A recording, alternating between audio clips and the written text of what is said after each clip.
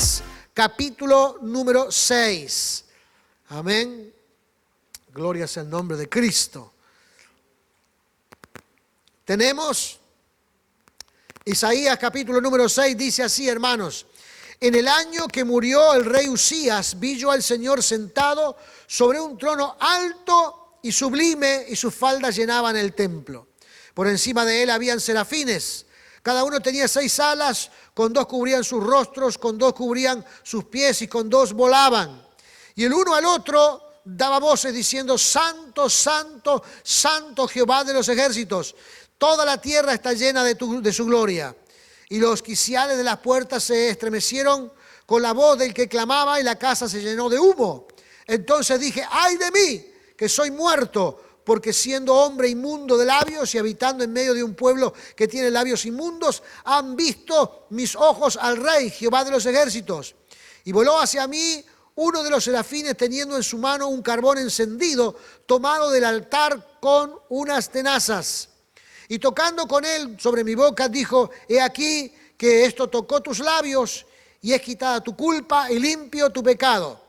Después oí la voz del Señor que decía: ¿a quién enviaré y quién irá por nosotros? Entonces respondí yo: heme aquí, envíame a mí. Y dijo: anda y di a este pueblo, oíd bien y no entendáis, ved por cierto, mas no comprendáis. Engruesa el corazón de este pueblo y agrava sus oídos y ciega sus ojos, para que no vean con sus ojos, ni oigan con sus oídos, ni su corazón entienda, ni se convierta y haya para él sanidad. Y yo dije: ¿hasta cuándo, Señor? Y respondió él: hasta que los cielos estén asolados y sus moradores, si no haya hombre en las casas, y la tierra esté hecha un desierto. Amén, hasta allí. Amén, vamos a estar compartiendo la palabra del Señor. Este es un pasaje maravilloso, es un pasaje glorioso. Un pasaje, hermanos, que nos habla de, no tanto... Hay mucha gente que se detiene en la visión que tuvo Isaías, pero yo quiero detenerme hoy día en la conversión de Isaías. Amén. Ese momento, ese punto importante en la historia donde uno nace porque comprende el Evangelio, porque comprende la palabra de Dios, porque comprende la obra redentora del Señor en nuestras vidas. Mientras eso no suceda, podamos tener un conocimiento de Dios, podremos leer la Biblia, podemos comprender algunas cosas, pero todo cierra y todo cuadra, hermano, y todo se hace entendible cuando el Señor llena nuestra vida. Amén. Cuando el Señor nos proporciona salvación, nos limpia del pecado en el cual venimos viviendo, nos hace nuevas criaturas. Allí, hermanos, sucede ese gran evento llamado la conversión. Amén. Dios obrando en el corazón del hombre. Dios obrando en la vida de las personas. Porque, hermanos, si Dios no obra en la vida de las personas, seguramente no va a haber transformación. Porque tendremos la información del Evangelio, tendremos la información de lo que pasa en las iglesias, pero no habrá transformación en la conducta del ser humano.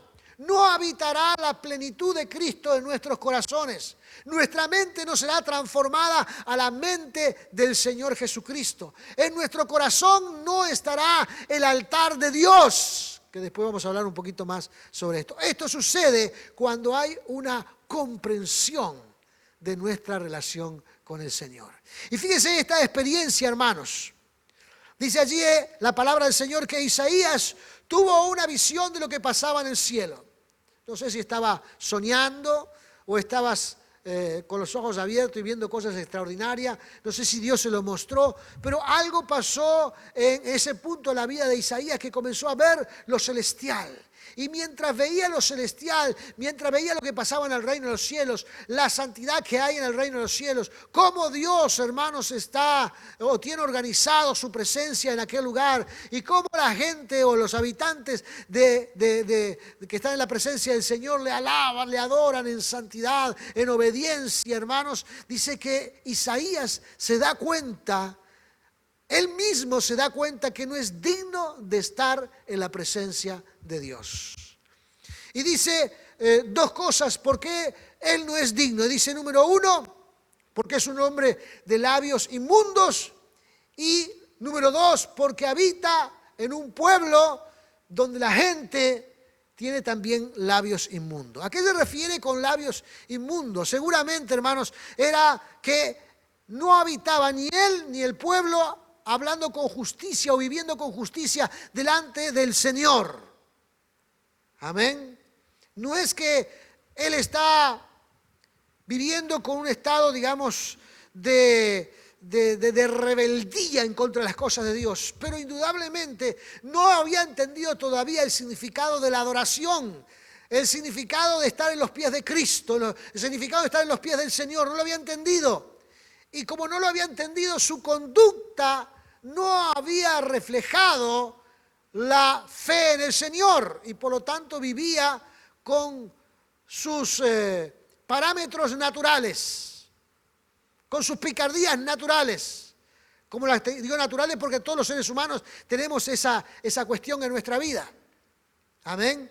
Y aunque él dice que habitaba en medio de ese pueblo que tampoco había experimentado esa relación maravillosa con el Señor, vivían de alguna manera lejos del Señor, con prácticas que seguramente a Dios no le agradaba, con conductas que seguramente no estaban alineadas a la justicia de Dios, aunque eran portadores del mensaje del Señor porque tenían la santa palabra de Dios, aunque funcionaba el culto donde se hablaba del Señor y todo lo demás, pero no vivían, no eran personas que practicaban la justicia divina, no eran personas que practicaran la justicia de Dios, el poder de Dios.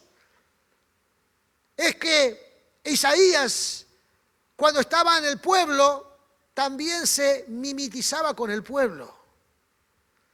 Amén. Porque aquella persona que no ha experimentado salvación en su vida, que no ha sido transformada por la gracia y por el poder de Dios, entonces lo que hacemos es lo que hacen los demás, lo que hace el resto del mundo. Nos comportamos de alguna manera como en manada.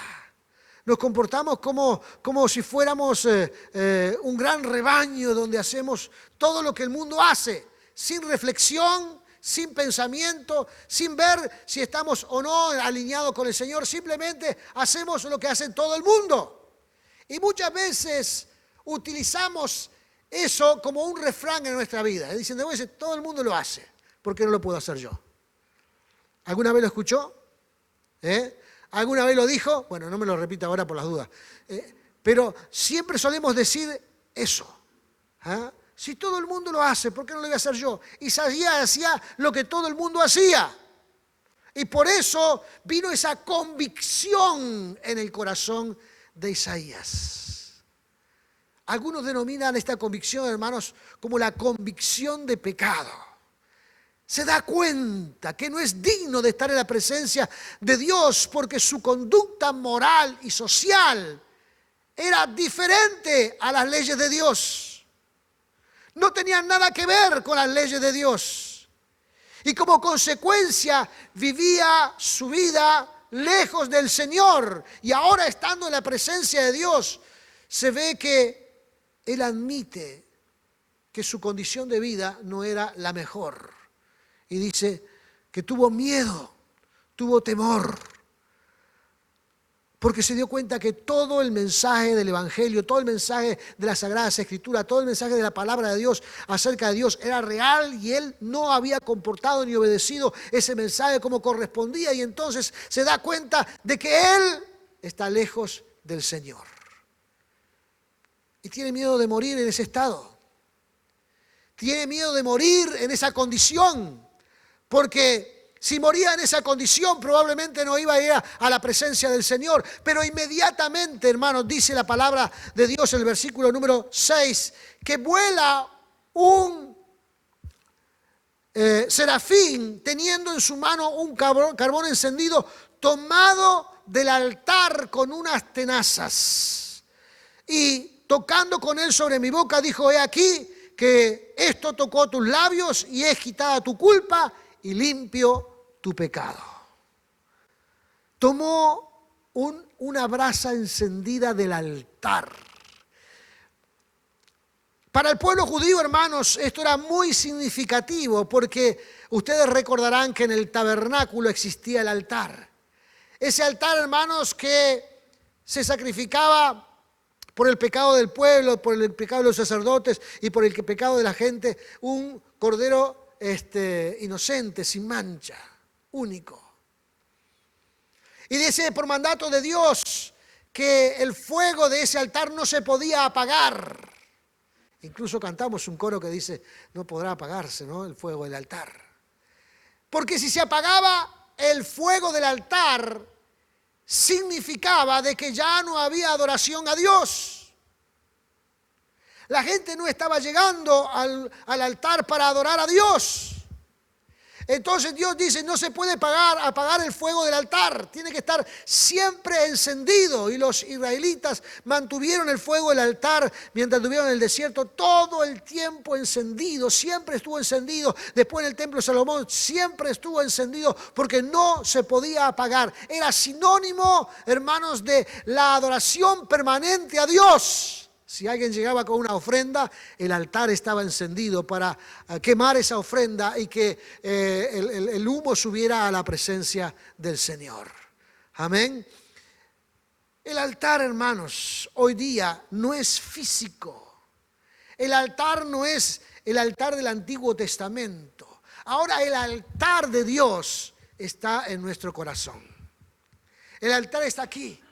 Dice que Dios, hermanos, ahora escribe las Escrituras en nuestra mente y en nuestro corazón para que se hagan vivas en nuestro ser. Y el altar ahora está en nuestro corazón, donde viene a habitar la presencia de Dios, del Hijo y del Espíritu Santo para morar en nosotros, porque allí debe estar el altar de Dios. Y ese altar tiene que tener el fuego siempre encendido. Es el fuego de la adoración. Es el fuego, hermanos, de la búsqueda de Dios. Es el fuego del clamor. Amén. Es el fuego, hermanos, donde nosotros nos encontramos con el Señor permanentemente. Si ese fuego se apaga, significaría que ya no hay en ese corazón adoración. Ya no hay adoración. Ya no se adora a Dios. Entonces, en este momento, hermanos, vale la pregunta. El altar suyo, el que está en su corazón, ¿está encendido? ¿Está encendido? ¿Tiene buen fuego? ¿Hay muchas brasas? Porque la Escritura dice, hermanos, que en aquel tiempo los sacerdotes eran los responsables de mantener ese fuego encendido. Los sacerdotes eran los responsables, hermanos, de mantener siempre apto el altar para cuando llegara alguien estuviera disponible para la adoración a Dios. Ahora, ¿quién es el responsable del altar que está en mi corazón? ¿Dónde se busca ese responsable? ¿Quién es ese sacerdote? ¿Quién es la persona que tiene que estar vigilando ese altar? ¿Quién es? ¿Quién será? ¿El pastor? ¿El presidente de la asamblea? ¿El líder de la iglesia? ¿Los diáconos? ¿Quiénes son los que tienen que mantener ese fuego ardiendo? Pues déjeme decirle, hermanos, usted mismo es responsable de su altar. Yo soy responsable de mi altar. Amén. Cada uno de nosotros que mantiene el altar encendido somos responsables de que el fuego en ese lugar arda siempre. Amén. Hasta la llegada del Señor Jesucristo. Hasta la llegada del Señor.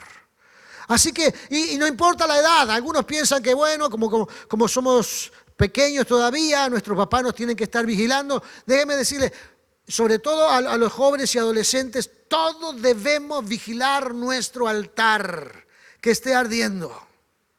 Amén. Allí tienen que haber brasas encendidas en forma permanente, en señal de la fresca adoración diaria al Dios de los cielos. Tenemos que nosotros alimentar el fuego de ese altar. Y si a veces, hermanos, nosotros nos damos cuenta en el transcurso de nuestra vida que nuestra conducta está apegándose más a las costumbres del mundo que a las del Señor, inmediatamente debemos corregir esa situación. Porque dice, hermano, la Escritura que no entrará aquellas personas, si hace una lista grande allí en Gálatas, que tienen ese tipo de conductas que no agradan a Dios, no entrarán al reino de los cielos. Entonces, a buen entendido, pocas palabras. ¿Cierto o no? A buen entendedor, pocas palabras. Es decir, no puedo yo copiar o adoptar costumbres de este mundo, porque eso van a hacer disminuir la llama de nuestro altar. Hacer disminuir, hermanos, nuestro fuego espiritual. Y si en algún momento nos sorprendemos, como Isaías se sorprendió, hermanos, al estar en la presencia del Señor y darse cuenta de que no era digno, y por la gracia y la misericordia de Dios, Dios intervino inmediatamente, hermanos, y dice que le quitó la culpa y lo libró de su pecado, porque Dios intervino. Dios va a intervenir en nuestra vida, hermanos, si nuestro altar está allí, listo para adorar y glorificar el nombre del Señor. La justicia divina nos dirá si estamos haciendo las cosas en forma correcta o no en ese momento. Gloria sea el nombre de Jesús. Gloria sea el nombre de Jesús. Nuestro altar tiene que estar encendido. Nuestro altar tiene que tener leña. Y para eso, hermanos, hay una serie de cosas que debemos hacer en nuestra vida en forma diaria para mantener nuestro altar encendido, vigente. Hay que leer la Biblia todos los días. Tenemos que tener una lectura consecuente de la palabra del Señor. Eso alimenta nuestra alma. Dice, hermanos, que la fe viene por el oír y el oír de la palabra del Señor. El único ingrediente, hermanos, que hace crecer nuestra fe es la palabra de Dios. Hoy tenemos que buscar todo tipo de formas, hermanos, para alimentarnos con la palabra del Señor, predicaciones, estudios bíblicos en la iglesia, lectura bíblica personal. Todos nosotros debemos de alguna manera cultivar diariamente, hermanos, el estudio de la palabra del Señor. En segundo lugar, orar a Dios. El altar personal, hermanos, no se puede apagar. Tenemos que orar a Dios todos los días. Algunos lo hacemos al levantarnos, otros lo hacemos al acostarnos, otros disponemos un tiempo en la tarde, qué sé yo, no importa cuándo, pero hay que orar a Dios. Eso mantiene el altar encendido. Amén. El reunirse con hermanos para buscar a Dios. Los cultos presenciales. Si bien, hermanos, hemos hablado, incluso hemos hablado en algún programa de radio que hemos tenido en estas semanas pasadas, y viendo las virtudes y los privilegios que hoy tenemos a través de la tecnología y que podemos llegar a los hogares y que algunos hermanos sienten que, bueno, están siendo parte de la iglesia porque escuchan algún mensaje de la Escritura o participan de algún programa de Zoom, déjeme decirle, hermanos, nada de estas cosas van a sustituir, amén, el tiempo de reunión en la casa de Dios. Podrán traer, hermanos, una oportunidad más. Podrán agregar una oportunidad más para reunirnos en momentos difíciles. Pero jamás podrán venir para sustituir las reuniones presenciales. Algunos le han puesto nombre a estas costumbres de nuestros días que le llaman los cultos híbridos, porque hay parte presencial y parte digital. Y entonces como que dan una opción, hermanos, para ver cuál de las dos reuniones puedo tomar, la presencial o la virtual. Bueno, déjeme decirle, para algunos casos particulares donde hay enfermedad o qué sé yo, que está bien. Pero la cámara que ponemos aquí, hermanos, cuando yo la puse aquí en el altar y la pusimos para llevar adelante los mensajes, no tenía, hermanos, la iniciativa de suplir los cultos presenciales, sino de llevar el mensaje a los perdidos. Porque los perdidos están en las redes sociales, los perdidos están en internet, Los perdidos están en ese lugar masivamente. Entonces llevamos el mensaje a ese lugar para que por lo menos escuchen la palabra de Dios y tengan la oportunidad de oír el mensaje transformador del Evangelio. Pero no viene para sustituir nada, sino para ayudar o acoplar más. Hoy día, a raíz de esta situación que vivimos, bueno, también nos ha beneficiado, pero no van a sustituir jamás el culto presencial. La casa de Dios, hermanos, aleluya. No solamente porque sea un edificio y allí no, hermano, esto es representativo de que el fuego está encendido en el altar. Amén. El fuego está encendido en el altar. En tercer lugar, hermanos, dice que este ángel que tocó y con esa acción, como mandato de Dios, liberó a Isaías de su culpa y limpió su pecado. Dios restauró la vida espiritual allí de Isaías o lo convirtió en ese momento. Dios actuó en forma proactiva para santificar a Isaías. Y es interesante, hermanos, porque ¿cuántas veces nosotros hemos testificado a alguien y lo queremos convencer de algo? ¿Verdad? Y lo comencemos. En vez de hablar del Evangelio, hacemos proselitismo evangélico. ¿Sabe cuál es el proselitismo evangélico? Vení a la iglesia, somos todos los hermanos muy buenos.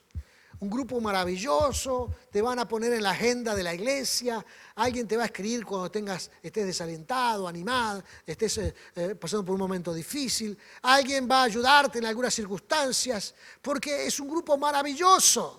Y cuando vas a la iglesia, cantamos y adoramos y levantamos los brazos al cielo y nos sentimos como en un lugar especial. Eso es proselitismo evangélico.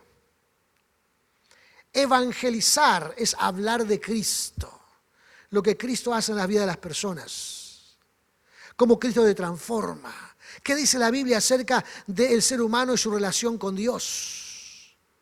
Entonces, cuando nosotros testificamos a Cristo, e interviene, hermanos, el Espíritu Santo, convenciendo al no convertido de pecado, de justicia y de juicio. Y es allí donde esta persona que está recibiendo el Evangelio a la luz de la palabra del Señor lo está recibiendo y comienza a sentir en su corazón, hermanos, de que hay un impulso interno en la intervención del Espíritu Santo, la voluntad del ser humano para reconocer su vida fuera de los caminos del Señor, alejados de Dios, indiferentes a Dios. Entonces, el Espíritu Santo los convence. No, usted no tiene que convencer a nadie. Usted tiene que predicar el Evangelio. El Espíritu Santo los convence, interviene en su corazón. Fue lo que le pasó a Isaías. Recibió esa convicción de pecado. Amén. Y se dio cuenta de su necesidad de acercarse a Dios. La gente va a sentir necesidad de acercarse al Señor. Amén. De ser transformado. Y cuando, hermanos, alguien es transformado y brota en su interior, como lo decía Jesús a Nicodemo en San Juan capítulo 3, que era necesario nacer de nuevo. Cuando nacen de nuevo, cuando las personas nacen de nuevo, fíjese lo que pasa. Dice aquí el versículo número 8. Después oí la voz del Señor que decía, ¿a quién enviaré y quién irá por nosotros? Después oí la voz del Señor. ¿Después de qué? Después de que fue limpiado de pecado. Después de que su altar personal en el corazón fue instalado. Después de que el Señor intervino en su vida, pudo escuchar la voz de Dios. Pudo oír la voz de Dios. Después oí la palabra del Señor. Después oí la voz de Dios, lo que Él decía. Y Dios en ese momento, hermanos, lo toma y lo envía como el profeta de Dios que se transforma luego Isaías en ese gran profeta de Dios. Pero primero tuvo que tener una intervención divina para después escuchar la voz de Dios. No se puede escuchar lo que Dios dice si no hemos nacido de nuevo, si no hemos experimentado salvación. Para poder, hermanos, escuchar la voz de Dios, usted tiene que pasar por el altar de Dios. La gente tiene que pasar por el altar de Dios. La gente tiene que reconocer al Dios Todopoderoso. La gente tiene que permitir que Dios, hermanos, limpie su vida, restaure su corazón. Y cuando todo eso pasa, hermanos, entonces podrá escuchar la voz del Señor. Aleluya. Esto, hermanos, es prácticamente una presentación de lo que pasa o lo que debe de pasar, hermanos, para que una persona sea transformada por la gloria y la bendición de Dios. Si esto no pasa, hermanos, no habrá transformación de vida. No se podrá escuchar en consecuencia la voz del Señor. Pero no hay nada más gratificante que poder escuchar la voz de Dios. No hay nada más lindo, no hay nada más entusiasta que poder escuchar la voz de Dios. Algunos dicen, pero yo no todavía creo que me he convertido, que me he transformado, estoy haciendo todo lo posible para seguir al Señor, pero no he escuchado la voz de Dios. Bueno, hay gente que escuchó la voz de Dios en forma audible, pero eso no es el método más común. El método más común, hermanos, es cuando nosotros tenemos interacción con las Escrituras. Y de repente estamos leyendo nuestro devocional. Y hay algunas palabras, algunas oraciones, hay algunos versículos que saltan de allí. Y dice, esto me está hablando a mí. O a veces estamos en un culto, hermanos, estamos en un culto y estamos predicando la palabra del Señor como yo hoy lo estoy haciendo. Y hay algunas personas que dicen, este mensaje me habló al corazón. Qué bien que estuvo el predicador. Y en realidad, hermanos, es Dios hablándonos a nuestro corazón. A veces estamos en alguna relación personal con algún hermano y estamos hablando de las cosas espirituales y las cosas que nos deben ayudar. Y de pronto, hermanos, en el medio de la conversación salen unas palabras de aliento, salen unas palabras que brotan de las mismas escrituras. Nos aconseja, nos alienta, nos anima, nos habla el corazón, nos habla nuestra vida. Y decimos, sentí que Dios me estaba hablando a través del hermano. Porque Dios, hermano, se vale de lo necesario para hablarnos a nuestro corazón. Dios se vale de lo que Él quiere para hablarnos a nuestro corazón. Y si queremos, hermanos, experimentar la voz de Dios, tenemos que estar atentos porque Dios se puede manifestar en todo momento y en todo lugar y por cualquier circunstancia. Él nos puede hablar. Él que nos conoce, hermanos, conoce nuestras necesidades, conoce nuestras luchas, conoce nuestras dudas, conoce nuestras incertidumbres, conoce, hermanos, quiénes somos y a dónde vamos. Él nos va a hablar. Y si nosotros hemos experimentado salvación y está en nosotros, hermanos, la obra de Dios y tenemos nuestro altar encendido, entonces podremos escuchar la voz de Dios. Yo lo he experimentado infinidad de veces, leyendo las Escrituras, hablando con algún hermano, a veces compartiendo con algún colega algún tema en particular. A veces, hermanos, sintiendo un tiempo con la familia, puedo escuchar la voz de Dios. Amén. Y a medida que uno va transcurriendo la vida espiritual y se va acumulando esa sensibilidad espiritual y su altar, hermanos, está siempre allí listo, entonces puede oír con mucho más facilidad la voz del Señor en cada lugar y en cada sitio. Pero para escucharla, tenemos que ser libres de todo pecado y de toda situación que nos asedia. Hay que ser libres y entonces escucharemos la voz del Señor. Este capítulo, hermanos, más allá que tiene el llamado de Isaías como profeta, como pueblo de Dios, creo que habla justamente eso, habla de la transformación de la vida de los seres humanos. Y qué lindo es ver la gente, hermanos, que viene con una cantidad de situaciones a la casa del Señor, desconociendo los planes de Dios, desconociendo la obra del Señor, desconociendo lo que Dios puede hacer en nuestros corazones, pero a medida que va transitando la vida espiritual, va experimentando esa transformación. Y le vemos dejar hábitos que eran nocivos para su vida. Y le vemos hasta cambiar su lenguaje.